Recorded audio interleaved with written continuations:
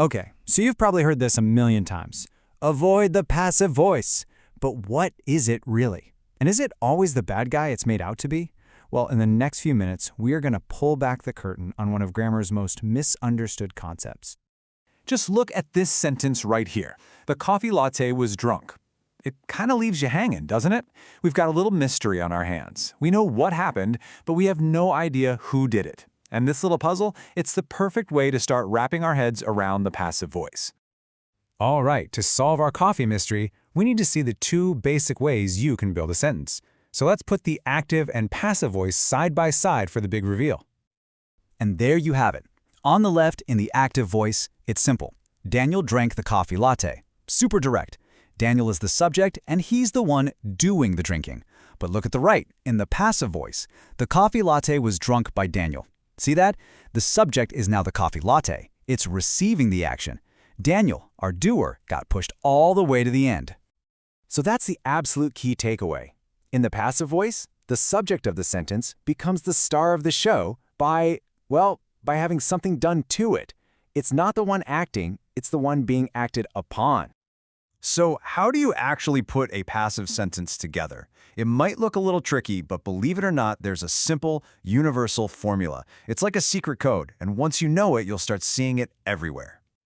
And here is that secret formula. It's just 3 parts. You take your subject, add a form of the verb to be, like is, was, will be, and then you pop in the past participle of the main verb.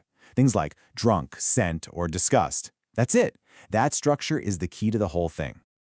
Now, there is one critical rule you have to remember.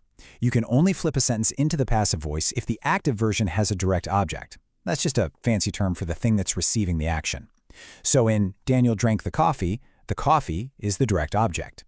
But what about a sentence like Daniel ran? There's no direct object, right? He just ran. So you can't make it passive. No receiver, no passive voice. Simple as that. Okay, let's have some fun with this. Let's see how our formula holds up when we start playing with different verb tenses. This is where you can really see how powerful and consistent it is. Let's start with the simple stuff. In the present tense, discusses becomes is discussed. For the past, sent becomes was sent. And for the future, will clean becomes will be cleaned. Are you seeing the pattern here? The main verb always flips to its past participle. Discussed, sent, cleaned. And it's that little to be verb that does all the heavy lifting to show us the tense. Pretty cool, right?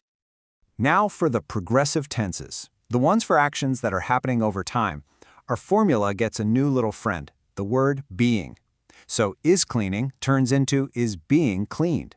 Was cleaning becomes was being cleaned. That one small word, being, is the magic ingredient that shows us the action is in progress. And finally, for the perfect tenses, which are all about completed actions, our keyword is been.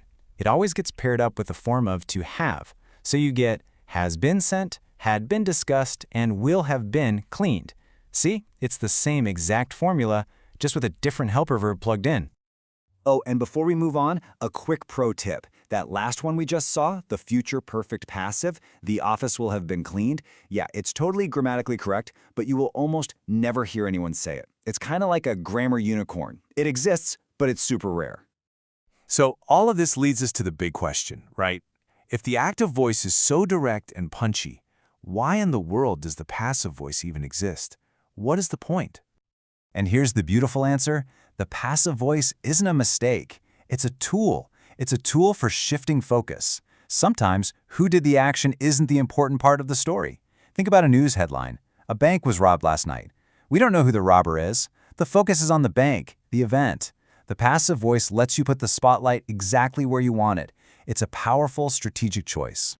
So, at the end of the day, the passive voice isn't some grammatical error you always have to avoid. It's a way to control focus.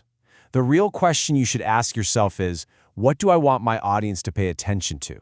The one doing the action or the result of that action? Now that you know the secret, you have the power to choose. And you'll start noticing that choice being made everywhere.